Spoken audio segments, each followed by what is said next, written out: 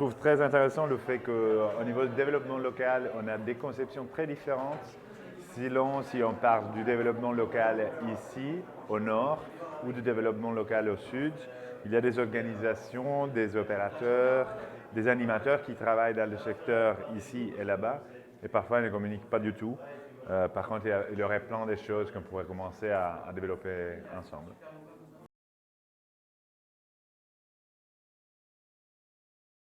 Pour moi, le décloisonnement, c'est un peu sortir aussi de son champ, de sa zone de confort et d'aller à la rencontre d'autres spécialistes, experts de différents domaines. Et donc c'est un enrichissement sans doute technique, professionnel, mais aussi un enrichissement humain à certains moments. Et cet aspect d'humanité, c'est aussi ça qui construit à un moment donné un territoire.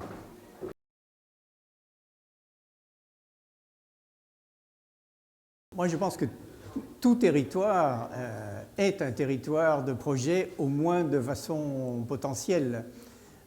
Parce que sur chaque territoire, il y a par définition des problèmes à résoudre et donc des projets à élaborer par les citoyens et à proposer à ceux qui ont le pouvoir de décider ou de financer les dits projets.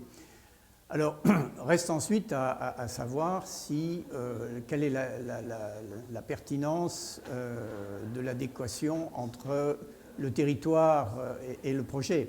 Est-ce que c'est le territoire prédéfini qui doit conditionner le projet sur lequel on va travailler, ou est-ce que ce n'est pas plutôt la consistance même du projet qui doit définir les limites du territoire dans lequel ce projet a du sens? Il me semble que c'est la deuxième option qui est la bonne.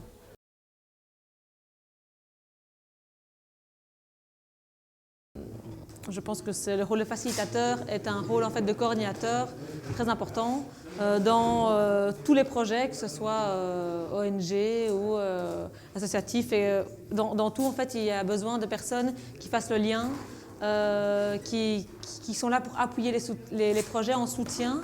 Et donc moi, par exemple, je vois plus des fonctions de facilitateur plutôt que contrôleur. On pourrait peut-être changer, j'ai l'idée de... On pourrait changer les termes, et rien qu'en changeant le terme, peut-être que le métier du coup va changer et va rendre les projets peut-être meilleurs, je ne sais pas.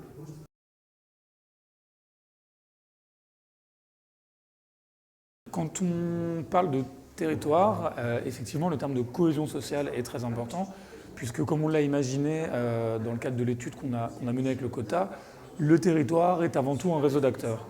Et effectivement, ce réseau d'acteurs, c'est des gens différents, de milieux sociaux différents, qui réalisent des activités différentes, qui ont des préoccupations différentes.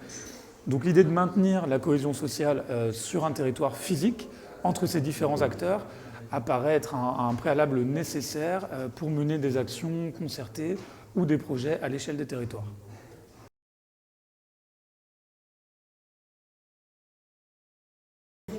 Je crois que par rapport à ce qui a été dit ce matin, ça évoque en fait le dialogue entre une autorité politique et entre les acteurs du territoire. On a parlé de cette approche ascendante et cette approche un petit peu top-down. Donc comment on fait dialoguer ces deux niveaux?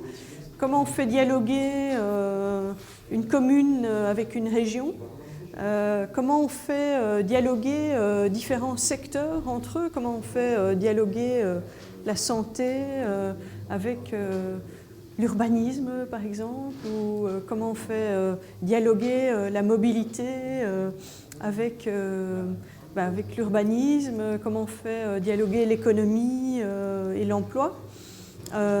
Comment on fait, on va désegmenter en fait différents départements, comment on va aussi faire dialoguer le citoyen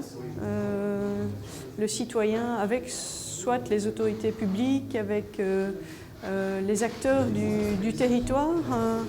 Donc voilà, le dialogue c'est essentiel par rapport à cette notion de territoire.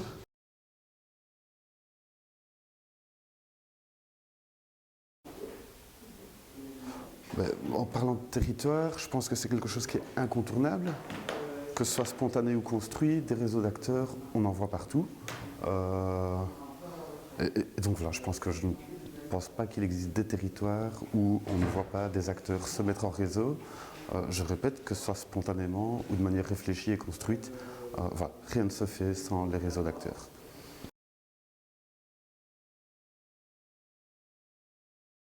Un territoire administratif, qu'est-ce que ça me dit? Ça me dit, ça renvoie à la question des frontières que l'on a évoquée. Dire qu'un territoire, c'est pas seulement une définition institutionnelle, mais c'est aussi un bassin de vie, c'est aussi un territoire vécu, un territoire vivant, et que l'enjeu, c'est bel et bien que l'institution, qui elle aussi normalement est un phénomène vivant, soit en capacité de s'ajuster et de faire vivre, de dynamiser les forces d'un territoire plus vécu, d'un bassin de vie.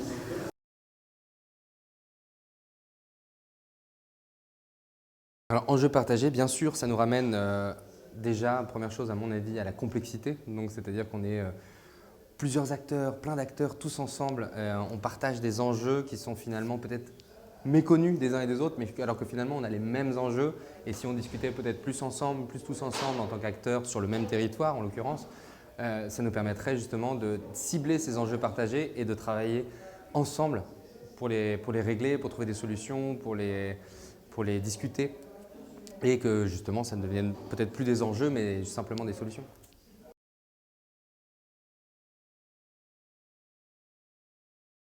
Enfin, moi, l'ensemble de proximité, ça me fait penser au territoire vu comme un lieu où on peut trouver ce qui a été dit un peu tout à l'heure, des solutions, des problèmes complexes, que c'est dans la proximité qu'on peut arriver à mieux comprendre l'interrelation entre les acteurs, arriver à déceler où sont les moteurs, où sont les bloqueurs.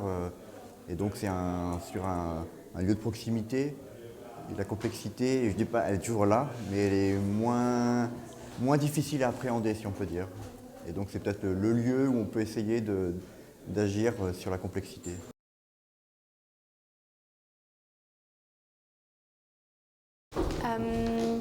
Je suis convaincue, c'est une phrase que j'aime bien d'Hannah Arendt, que le pouvoir jaillit des hommes quand ils agissent ensemble. Et c'est quelque chose qui nous guide beaucoup chez Rencontre des continents. Le faire ensemble, le vivre ensemble, le partage. Pourquoi? Parce qu'on est convaincu que, et Franck le disait tout à l'heure, même si seul on peut aller plus vite, ensemble on va beaucoup plus loin. Et donc, dans notre manière de voir les choses chez Rencontre des continents, on essaye toujours d'impulser une notion de lien, un lien entre les personnes, un lien entre les idées, un lien entre les différents projets qu'il y a sur nos territoires. Parce qu'on est convaincu, et moi je suis convaincue aussi, que tous ensemble, on a beaucoup plus de richesse, on a beaucoup plus de savoir, beaucoup plus de savoir-faire, beaucoup plus de savoir-être à partager pour enrichir nos mouvements. Et dans l'idée d'aller non pas vers une transition, parce que je trouve ça toujours un peu réducteur d'en prendre une seule, mais d'aller dans plein de transitions. On dit pas pour qu'il y ait un grand soir, mais pour qu'il y ait plein de petits matins. Et ben, si on est ensemble, on sera beaucoup plus riche pour changer les choses et pour aller vers un monde plus juste, plus beau, plus équitable, plus enchanté. Et voilà.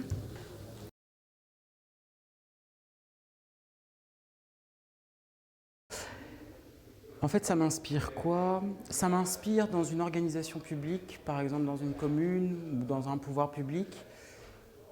Il y a un bourgmestre, il y a des échevins, et chaque échevin a un territoire de compétences, a des compétences qui lui sont dédiées, quoi. Et ensuite, ça se traduit dans l'administration, quoi. Donc il y a un service, il y a une direction de la culture, il y a une direction de l'aménagement du territoire, il y a une direction de la santé, une direction de l'enseignement. Et en fait, moi j'ai l'impression que chacun est un petit peu soucieux de garder sa compétence, alors qu'en fait, des dynamiques de changement nécessitent aussi de la transversalité et de rompre les barrières, quoi. Je vais prendre un exemple concret. Par exemple, quand on a un projet culturel au niveau d'un territoire, quand on a un projet culturel, on a besoin de travailler avec le service de la propreté, on a besoin de travailler avec le service de la sécurité publique, on a besoin de travailler avec le service de la cohésion sociale et pas uniquement avec des acteurs culturels, quoi.